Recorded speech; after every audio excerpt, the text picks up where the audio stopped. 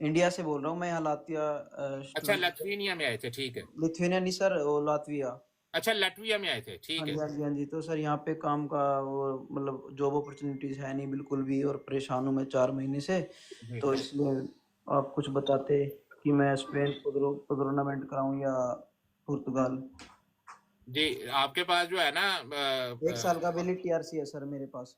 जी कमाल भाई, देखो आपके पास टीआरसी है, अगर आप अफोर्ड करते हो, अगर आप अफोर्ड करते हो तो टीआरसी ले सकते हो, लेकिन वहां पे भी जाके आपको काम तो कम ही मिलेगा। पुर्तगाल में काम नहीं मिलेगा, एक और नई टीआरसी मिलेगी। ये स्टूडेंट वाली टीआरसी है, वो नॉर्मल टीआरसी मिलेगी। अगर आप स्पेन जा सकते हो तो स्पेन में कुछ हालात बेहतर हैं पुर्तगाल के, बेहतर पुर्तगाल की बनिस्बत, लेकिन इतने भी अच्छे नहीं है। मेरी आदत जी नहीं है जी जी। मैं किसी को सबज बाग दिखाऊं, काम मिल जाता है, लेकिन जो आपकी पगार बनती है वो पगार वहां पे देसी लोग नहीं देते। अगर आप किसी इंडियन के पास जाओगे वो भी आपका फायदा उठाएगा, अगर हमारे पाकिस्तानी के पास जाओगे वो भी आपका फायदा उठाएगा। हर बंदे ने आपका फायदा उठाना है। 12 से 14 घंटे आपसे काम करवाएंगे पगार के नाम के ऊपर, जो है ना वो आपको सिर्फ वो धोखा देंगे। हाँ जी हाँ जी। तो फिर मैं किस चीज़ में जाऊँ, मैं स्पेन जाके टूर्नामेंट कराऊँ? जी, मेरे हिसाब से आप जो है वो स्पेन जाके पादरोमिन करवा लो, आते जाते रहो। पहला साल जो है वो ऐसे गुजारो जितनी देर आपको अगली फीस नहीं देनी पड़ती। आप ये टाइम जो है वो ऐसे गुजार लो, उसके बाद जो है वो आप अपना डिसीजन जो है वो कर सकते हो। अगर आपको काम मिले पुर्तगाल स्पेन में, तो वहां पे काम पे लग जाना, क्योंकि आपके जहन में ये भी चीज होनी चाहिए कि जब आपने कल को पेपर लेने हैं तो आपको 7 से 8 हजार यूरो का वहां पे वर्क कॉन्ट्रैक्ट भी लेना पड़ेगा।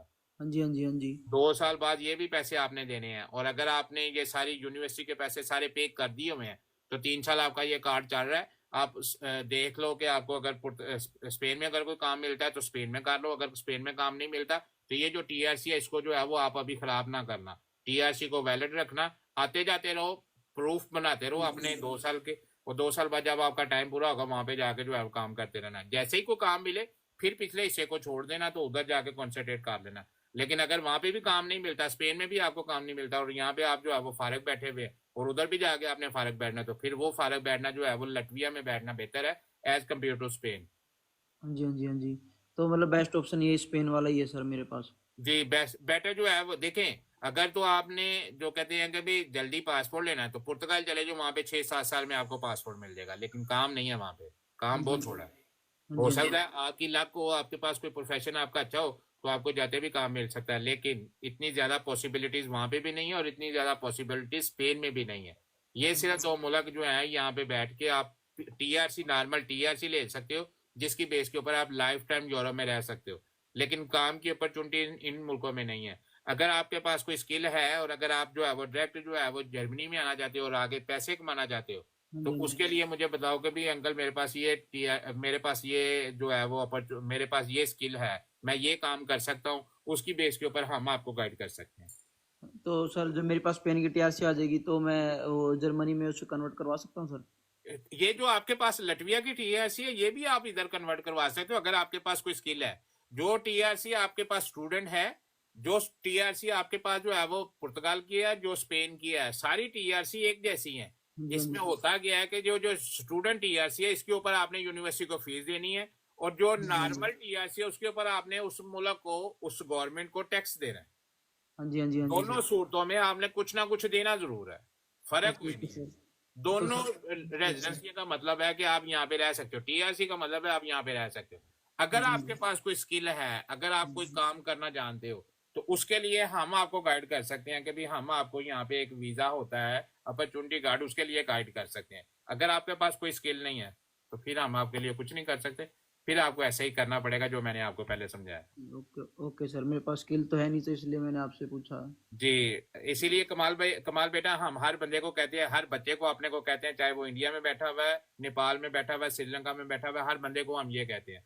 ये तो वीडियो सर निकाल के फिर भी हम लगा देंगे लोगों के लिए, खुदा रहा। अगर आपने अपने बच्चों को यूरोप पढ़ने के लिए भेजना, उसे कोई स्किल भी सिखा के भेजें, वो इसी तरह का, फिर जैसे ये मेरा बेटा इंडिया कमाल है, जैसे ये अभी परेशान हो रहा है, अगर इसी बच्चे के पास कोई स्किल होती, कोई भी स्किल होती, चाहे ये वीडियो एडिटर ही होता, तो इसके पास बड़ी अच्छी अपॉर्चुनिटी थी कि भी ये जर्मनी जैसे मुल्क में बैठ के 2-2.5 हजार यूरो कमा सकता था। अब इस बच्चे को जो है वो पहले टीआरसी लेनी पड़ेगी स्पेन में या पुर्तगाल में जाके, उसके बाद कोई हुनर सीखना पड़ेगा, कोई स्किल सीखनी पड़ेगी, फिर ये बच्चा जो है वो पैसे कमाने के काबिल होगा। इसलिए हर बच्चे को कहते हैं अपने मुल्क से स्किल सीख के आओ। सिर्फ पेपर ना लो, एक पीस ऑफ पेपर जो डिग्री के नाम पर हमें आपको स्कूलों से मिलता है, इसकी कोई वैल्यू नहीं है यूरोप में। यहाँ पे स्किल की वैल्यू है। अगर आपके पास स्किल है तो आप यहाँ पे बादशाह हो। अगर आपके पास यहाँ पे स्किल नहीं है, कोई स्किल नहीं है, तो आपका जो है वो बेकारियों से बुरा हाल है। मैं कोई गलत बात तो नहीं कर रहा। नहीं नहीं नहीं सर, सही बात कर रहे हो। आप रोजाना पेपर उठा के दुकानों पे जाते हो ना, सर ये मेरा सीवी है, मुझे काम दे दें। हाँ जी सर, ऐसे ही ये है। बेकारियों से बुरी बात है या अच्छी बात है? नहीं, बेकार बात है सर। बेकार बात है। तो इसीलिए हर बच्चे को बोलते हैं स्किल सीखो, लेकिन बच्चे सीखते नहीं है। बहरहाल आहिस्ता आहिस्ता हम कोशिश करेंगे, इंशाल्लाह बच्चे भी समझदार हो जाएंगे। ठीक है अकमल? तो सर मैं अगर आर्टिकल 92 में कराता हूँ तो सर, जैसे मैं कॉलेज जाना छोड़ दूँ यहाँ से, मतलब लातविया में, तो मेरा एसआई इसमें नाम डाल सकते हैं सर? ये एसआई इसमें नाम आ लेकिन मैं जाएगा? इसीलिए कह रहा हूँ, जब तक आपके वहां पे फिंगर ना हो जाए यूनिवर्सिटी ना छोड़ना। कहाँ पे सर? जब पुर्तगाल तक में? आर्टिकल 92 में आपके फिंगर हो जाए और आपको पुर्तगाल का टीआरसी ना मिल जाए, हाँ जी हाँ जी। लटविया वाली टीआरसी खराब ना बाकी करना, इसीलिए आपको पहले बोल रहा है। हाँ जी हाँ जी। तो सर मैं अगर मेरे दोनों ऑप्शन में से बेस्ट ऑप्शन आप मुझे बताओ, मुझे बेस्ट सजेस्ट ऑप्शन करो। बेटा वही मैंने आपको बताया। पुर्तगाल में जाओगे तो वहां पे टैक्स देना पड़ेगा। हाँ जी हाँ जी। लटविया में रहोगे तो वहां पे फीस देनी पड़ेगी। ये आपने सोचना है, फीस ज्यादा है या टैक्स ज्यादा। तो सर के आपके अंदाजे से कितना टैक्स? मेरी नजर में पुर्तगाल बेटर है as compare to Latvia. Okay sir, मैं बस यही पूछना चाहता था। तो सर मेरा एसआई इसमें नाम तो नहीं डाल सकते ना, तो मतलब मैं कॉलेज नहीं जब आपने छोड़ूंगा? छोड़ना होगा हमसे बात करना, हम आपको तरीकेकार बताएंगे, इंशाल्लाह नाम नहीं डलेगा। ठीक है सर, मैं आपसे कनेक्ट कर लूंगा, आपसे बात करके जी आप मुझे बिल्कुल। बताना। ठीक ओके है। Sir, thank you so okay, much sir. Welcome welcome, Allah Hafiz.